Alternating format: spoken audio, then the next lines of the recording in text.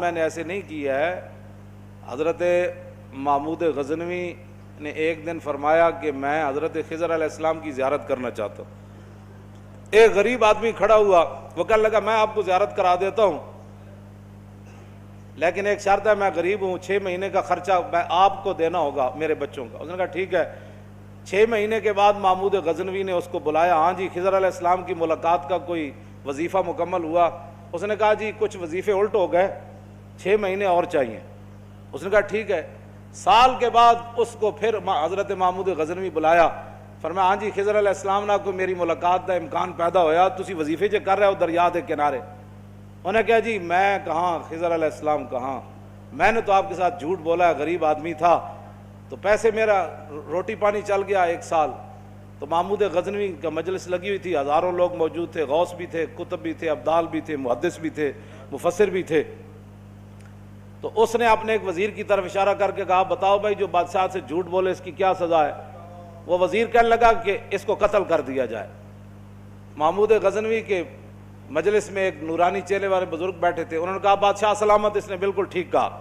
پھر اس نے ایک دوسرے وزیر سے پوچھا، اس نے کہا جی اس کی کیا سزا ہے جس نے بادشاہ سے داؤ بھی لگایا اور جھوٹ بھی بولا؟ اس نے کہا یہ گردن نہ اتاریں، یہ تو پھر جلدی مر جائے گا، اس پر کتے چھوڑے، یہاں تک کہ کتے اسے نوچ نوچ کر کھائیں تاکہ اس کو پتہ چلے بادشاہ سے جھوٹ نہیں بولا جاتا۔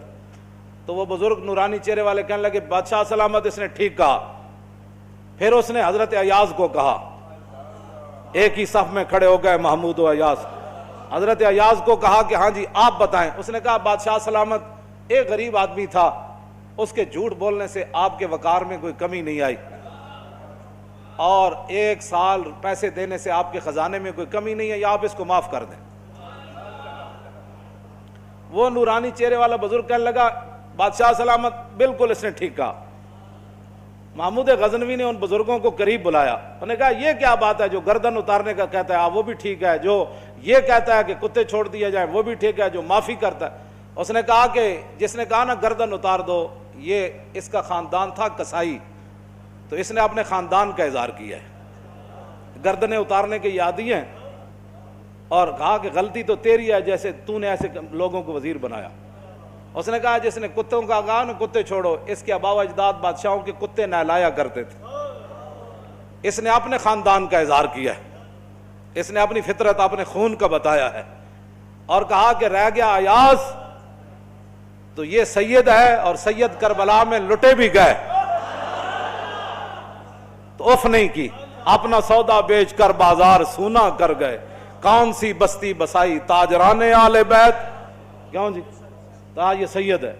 جب یہ کہا نا یہ سید ہے تو محمود غزنوی کرسی پر کھڑا ہو گیا، وہ کہنے لگا ایاز تو نے آج تک بتایا ہی نہیں میں آل رسول ہوں،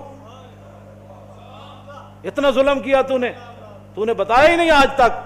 تو حضرت ایاز فرمانے لگے کہ اچھا میرا راز ان بزرگوں نے کھولا تو میں بھی آپ کے سامنے ایک راز کھولنا چاہتا ہوں۔ انہوں نے کہا جی وہ کیا ہے؟ انہوں نے کہا یہ جو بزرگ ہے نا یہ خود حضرت خضر علیہ السلام